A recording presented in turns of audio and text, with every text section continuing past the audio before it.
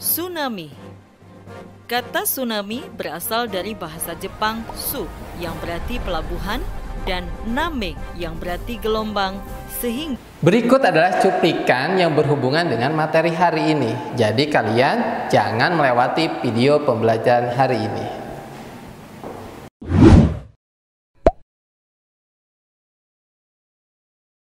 Assalamualaikum anak-anak yang soleh-soleha. How are you today? Nice to see you again. Ketemu lagi dengan Bapak Ansar Maulana di sini akan menjelaskan tentang teks eksplanasi. Adapun tujuan pembelajaran hari ini, siswa menelaah struktur teks eksplanasi. Apa aja yang terdapat di dalam struktur teks eksplanasi? Ternyata ada 3. Yang pertama adalah pernyataan umum. Apa itu pernyataan umum? Penjelasan mengenai asal-muasal fenomena-fenomena alam yang terjadi. Contohnya, tsunami itu apa? Yang kedua, ada deretan penjelasan. Deretan penjelasan adalah proses bagaimana terjadinya fenomena-fenomena alam yang terjadi tersebut. Bisa ditanya melalui mengapa dan bagaimana. Yang terakhir di dalam struktur teks eksplanasi adalah simpulan. Simpulan itu adalah rangkuman dari pernyataan umum dan deretan penjelas. Seperti itu 3 bagian struktur teks eksplanasi. Bapak akan memberikan contoh teks eksplanasi beserta strukturnya yang berjudul tsunami. Tsunami adalah istilah yang berasal dari Jepang, terdiri atas 2 kata su dan name yang berarti pelabuhan dan gelombang. Para ilmuwan mengartikannya sebagai gelombang pasang atau gelombang laut akibat gempa. Tsunami adalah gelombang laut besar yang datang dengan cepat dan tiba-tiba menerjang kawasan pantai. Gelombang tersebut terbentuk akibat dari aktivitas gempa atau gunung Merapi yang meletus di bawah laut. Besar gelombang tsunami menyebabkan banjir dan kerusakan ketika menghantam daratan pantai.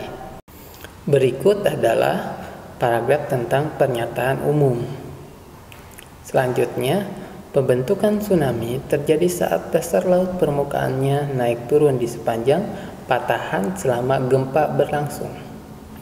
Patahan tersebut mengakibatkan terganggunya keseimbangan air laut. Patahan yang besar akan menghasilkan tenaga gelombang yang besar pula. Beberapa saat setelah terjadi gempa, air laut akan surut. Setelah surut, air laut kembali ke arah daratan dalam bentuk gelombang besar. Selain itu, pembentukan tsunami juga disebabkan oleh letusan Gunung Merapi di dasar lautan.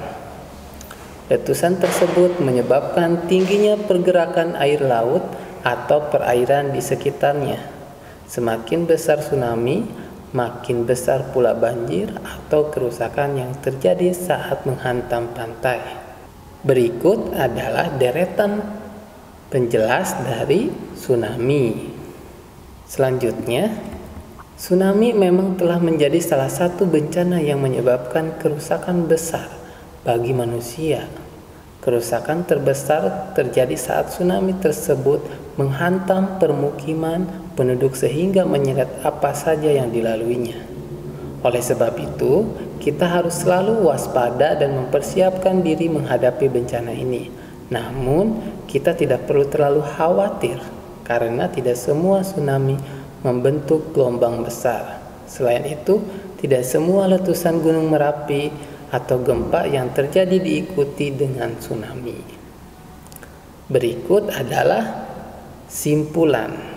Nah, kalian sudah tahu kan, dari paragraf tentang tsunami tersebut ada paragraf tentang pernyataan umum dan ada paragraf tentang deretan penjelas, terakhir adalah simpulan. Terima kasih kalian sudah menyaksikan video pembelajaran hari ini. Jadi kalian tetap jaga ibadahnya, jaga belajarnya, jaga kesehatan supaya kalian tetap istiqomah menjadi anak yang soleh-soleha. Wabillahi taufiq wal hidayah. Wassalamualaikum warahmatullahi wabarakatuh.